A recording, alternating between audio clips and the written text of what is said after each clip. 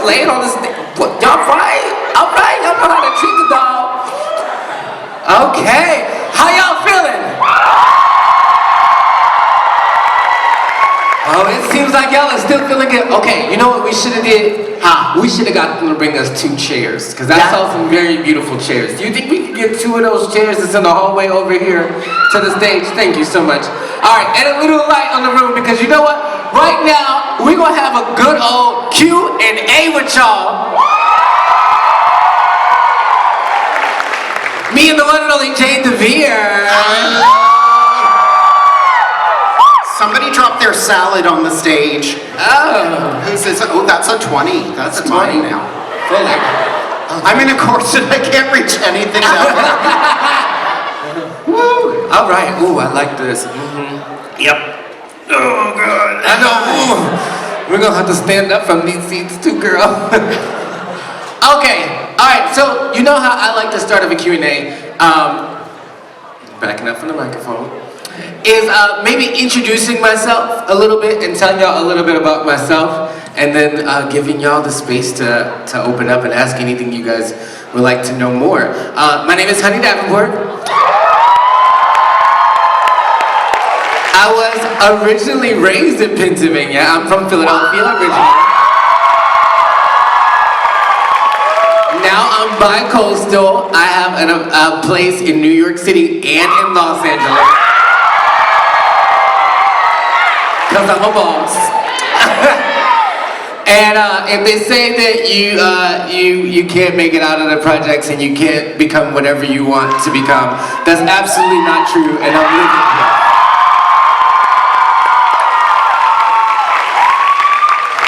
So yeah, that's me. Let's tell them something about you.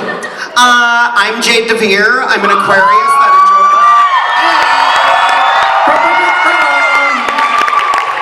enjoy long walks on the beach. That's accurate, actually. I love the beach. It depends on where we at the beach at, because if it's like hot and humid, nah, miss me with that. But if we're in Hawaii, let's go. Right? I'll go on the beach in Rehoboth, but you go to Atlantic City, don't go to the beach. I'm from Central Pennsylvania as well, and I'm the host of a little podcast called Inside the Drag Closet. That's actually the first place we met. That is where we first met. Oh yes, yes. I was like, wait, I remember you from that podcast. Okay, all right. So now, drag to me is my whole life. It's my world, and especially with the way it's being handled in this country right now. I'm sure y'all have questions and things y'all want to say and things y'all want to know. So I'm gonna open up the floor. Does anybody have any questions? Oh, you. Come on up here. I know. Well, if I could walk around, if we could all tip around this in heels, I'm sure that y'all can scoot on up here too. Okay, all right. Yeah, you just come right here. Just come right here. There we go. Here, let's move closer to the edge. What was the first safe space you were ever in? The first? What? The first safe space you were ever in? Oh, the first safe space I was ever in. In Philly, growing up, there was a place called The Attic. And y'all have heard of The Attic? That was around when I was a younger queer person. And also, what really was awesome for me growing up was I had an arts teacher named Simone, and our after-school program, she was a lovely lesbian woman who encouraged me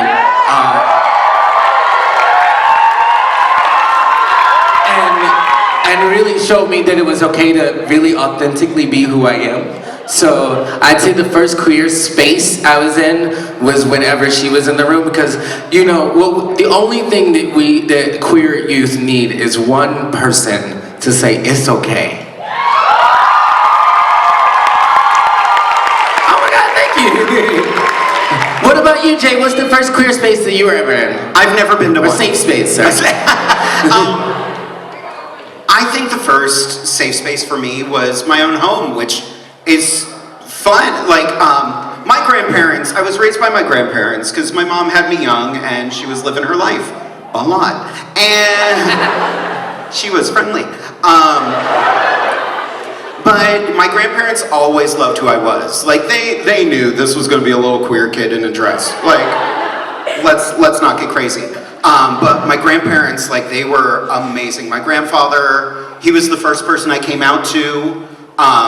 Sadly, on his deathbed, he looked at me and he was like, make sure you pass on the family name. And I was like, About that. we forgot some things. And my grandmother was always supportive. I used to get ready for drag shows at my grandmother's house.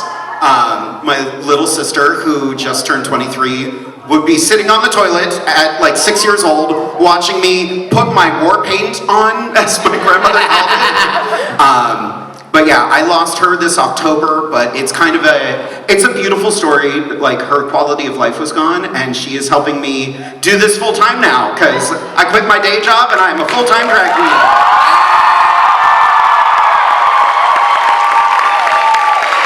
Do we have any other questions? We got time for some, y'all.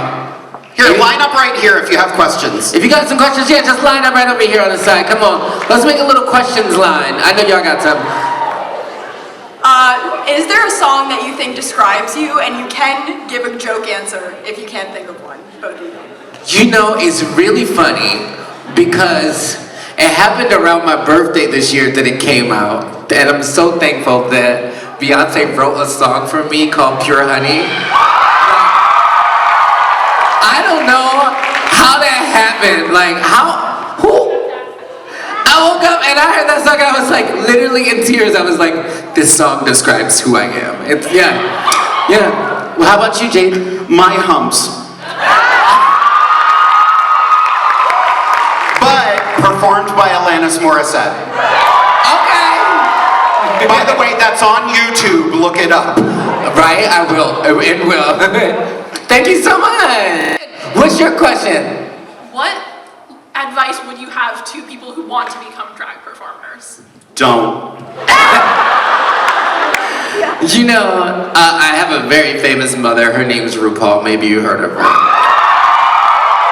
And she has this thing. She says, we're all born naked and the rest is drag. I think here's what my experience is as a drag queen. And this would be my advice to anybody who wants to do drag. Is for me, drag is when you get to create your own world and invite everybody else into it. So, if you were aspiring to do drag, I would say dig deep in your heart and in your mind for all your creative energy and create your own world, your own kind of drag, your own safe space, and then invite everybody else into that place. That's drag.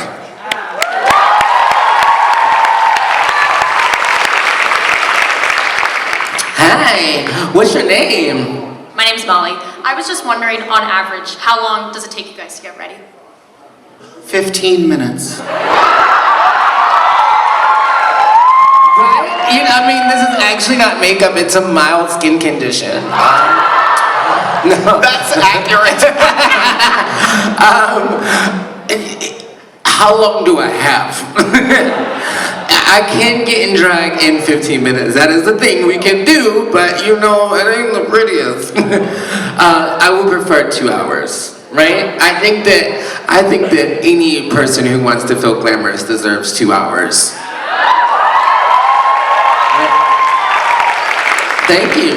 Wait, Jade, you didn't answer the last question though. Oh,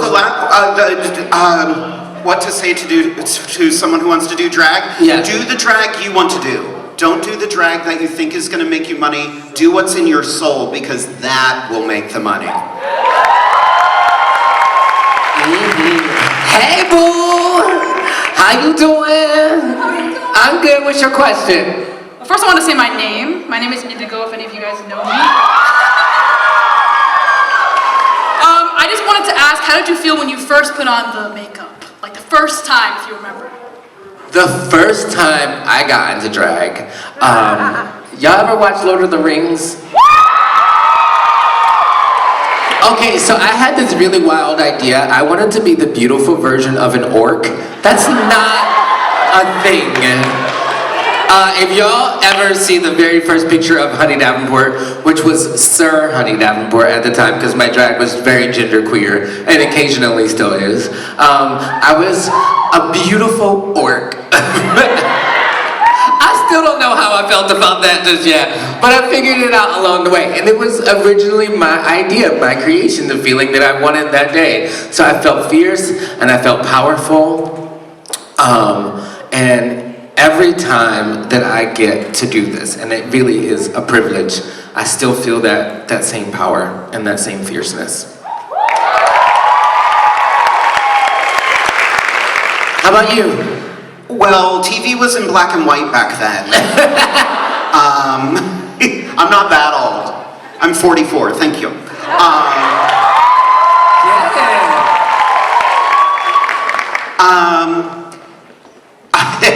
I was like, I can do this. I'm gonna use my natural brows. I look at those pictures. I keep those pictures up because I'm like, ooh, sir.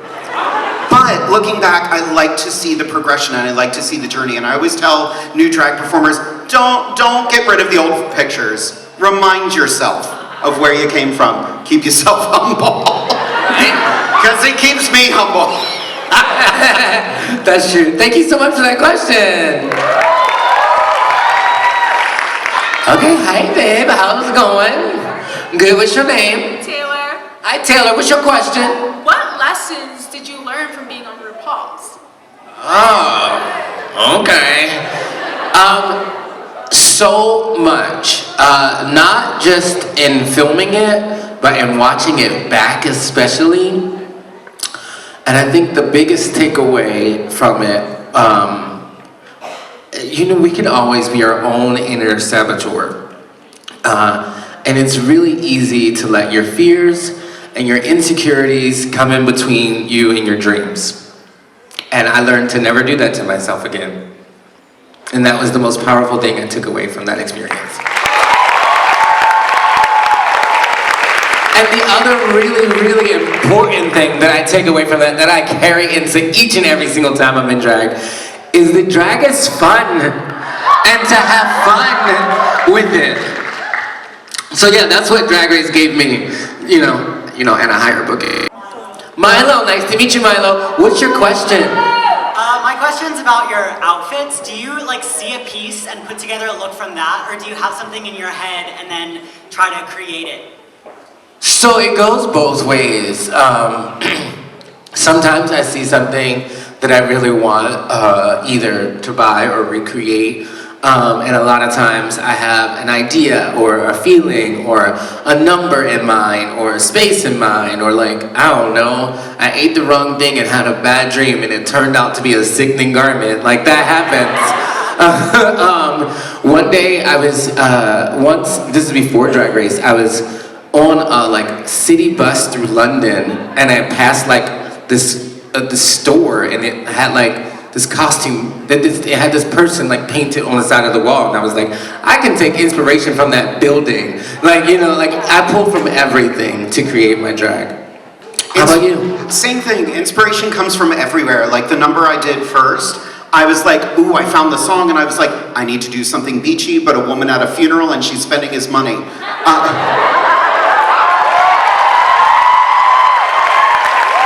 Art imitating life.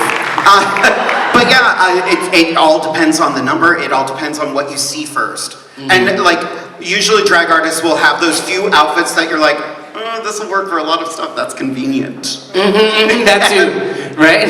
Thank you so much. Oh, thanks. Oh, so sweet. All right, we got another question. What's your name? Walker. Oh, Walker, you're popular, huh? Walker, what's your question? Well, other than being here tonight, what's one of your favorite drag memories? My favorite drag memories. I grew up studying under Sahara Davenport and Manila Luzon. And some of my favorite memories are sitting backstage at a little club in New York called Escolita, watching my auntie get ready for the show. She was really the first person who like actually believed in me. You know, it was really cool. And you know, honestly, I have one more thing. I started doing drag because I was just dancing around in a nightclub, and Peppermint came up to me and was like, "You should be a backup dancer for me." And I was a backup dancer for Peppermint for 4 years. All over the world. She took me to London, Dublin, Sydney, Berlin, everywhere with her. I was like her little right-hand girl. So the amount of places we've seen and experienced around the world are some memories that I hold near and dear to my heart as well.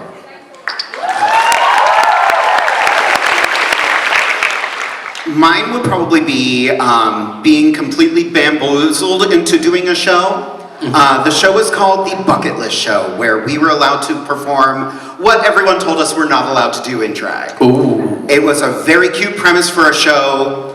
Little did I realize it was my birthday party. I'm doing the first number of the show, and I turn up stage and I'm like, "Happy birthday, Jade." Oh. This bastard. And then my fiance at the time came up to, or my boyfriend at the time came up to me and was just like, "Hey, this party's for you. Thank you for performing. Go backstage and change because we'd like you out of drag for the rest of the night." And my response was, "I have another number. I want to do another number." Okay. I ended up not doing the number because I also didn't realize that at the end of the show, I was going to be engaged. Now it's 8.5 years later, my husband is standing right there filming.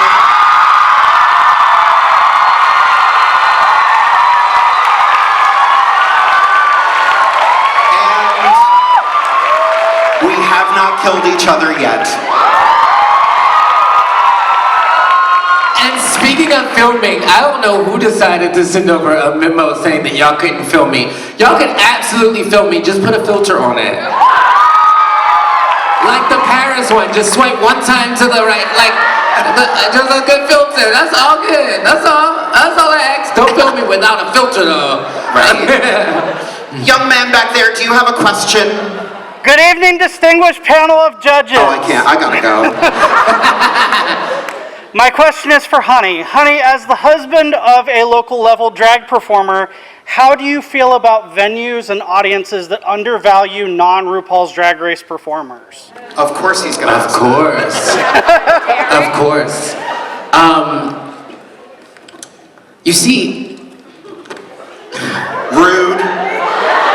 Drag for me is more than just a performance. It's more than just a way of life. It's a protest.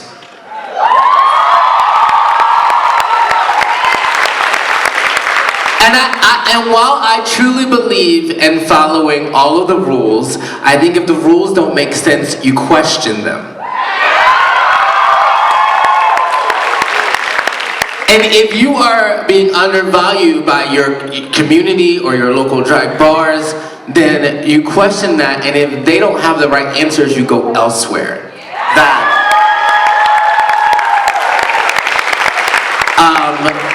There's a lot of joy and a lot of pleasure that I've gotten from performing in bars and clubs all around the world, but I've gotten that same experience from shows that I've produced, from content that I've produced.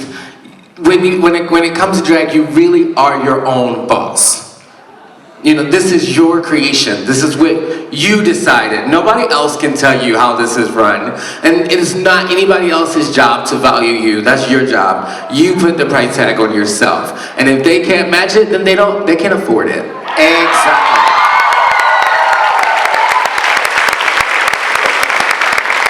By the way, you can throw stuff at him later. Alright, I got one more question, and it's for you. Yes. What does drag mean to you? Performing without a net. It's, I get to do the art I want to do. I get to be my own director. I get to be my own artist. I get to choose what I perform. And, you know, I get to be on the, I am a theater person as well. I am a... You too. theater people in a gay show? I never would have thought. So, you don't have to be gay to be here. It helps. But yeah, it's my opportunity to do the performance art I want to do, and I've always looked up to like female cartoon characters. If you couldn't tell by my eyebrows, I love female cartoon characters, so that's where I draw my drag from. Same question. What does drag mean to me? For me, it's really a conversation with the audience, just like we're having right now, right? And I really believe that conversation is the precipice of change. And I think that this is where they got us, y'all. This is where a lot of the generations before us have gotten us. They've convinced us to stop talking to each other. Things like politics are difficult to discuss, so don't. Things like religion are difficult to discuss, so don't. So that the people who are in control can stay in control.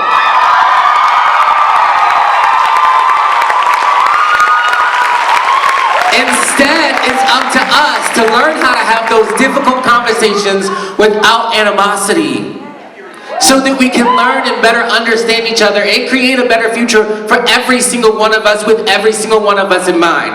But if we don't talk, if we don't have those conversations, it's really not even possible. So for me, drag is my conversation with the world. It's my feelings broadcast onto a stage of the world that I like to see, the world that I believe could be one day. And I know that's so gay and sappy, but it's so real.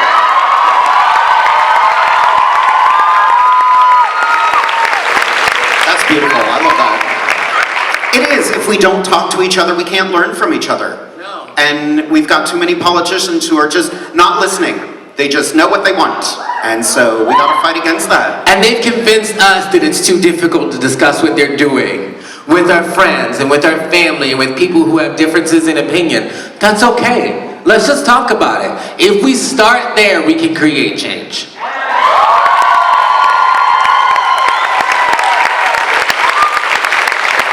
Exactly. Right? I think it's time for some more drag, girl. It is.